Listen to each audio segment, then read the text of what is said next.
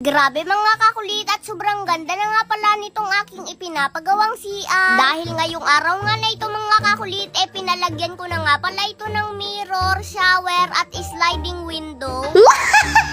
Charot!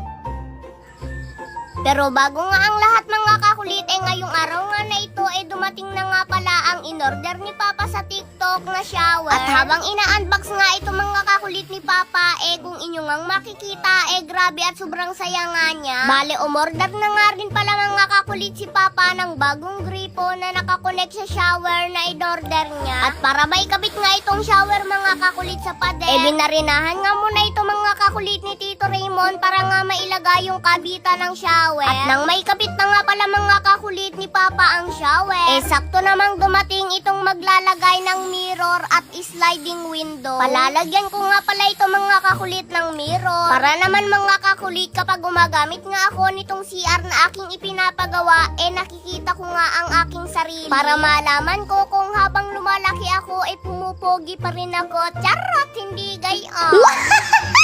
Bali, itong mirror nga pala na ito mga kakulit, kaya ko ipalalagay para nga mas lalo pang gumanda mga kakulit itong CR na aking ipinapagawa. At para sa akin nga mga kakulit, itong mirror na ipinalagay ko, sumisimbolo nga ito sa isang tao na kung hindi ka marunong lumingon sa pinanggalingan mo, humarap ka lamang sa salamin at makikita mo kung saan ka nanggaling. At makikita mo rin sa salamin ang bago mong haharapin. Yan ang simbolo ng salamin para sa akin. Charot, hindi gayon.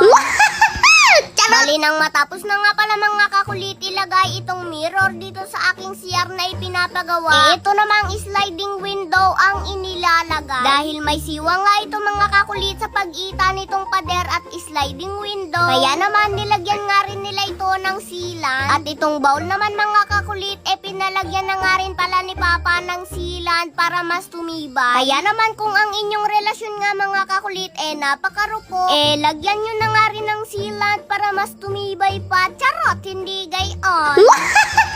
Charot! Bali, sa mga oras nga pala na ito mga kakulit, meron ngang isang dumating pa si Papa na in-order niya galing sa TikTok. At isa nga rin nito mga kakulit sa ilalagay namin sa CR na aking ipinapagawa. Hindi ko nga alam mga kakulit kung ano nga ba ang tawag dito sa in-order na ito ni Papa. Pero ang sabi nga pala sa akin mga kakulit ni Papa, patungan nga daw ito ng mga sabon, mga towel at iba pa. Kaya naman sobrang nakakatuwa talaga mga kakulit dahil kung inyo ngang makikita, sobrang ganda na talaga nitong CR na aking ipinapagawa. At ngayon nga mga kakulit, finally at sa wakas natapos na nga rin ito ngayon. At dahil tapos na nga ito mga kakulit, kaya naman abangan nyo nga ang aking susunod na video at itutur ko nga kayo dito sa CR na aking ipinagawa. Pero syempre mga kakulit, mamimili pa rin nga po ako ng mabibigyan ko ng gift. Basta't mag-follow, like and share lamang po kayo ng ating mga video.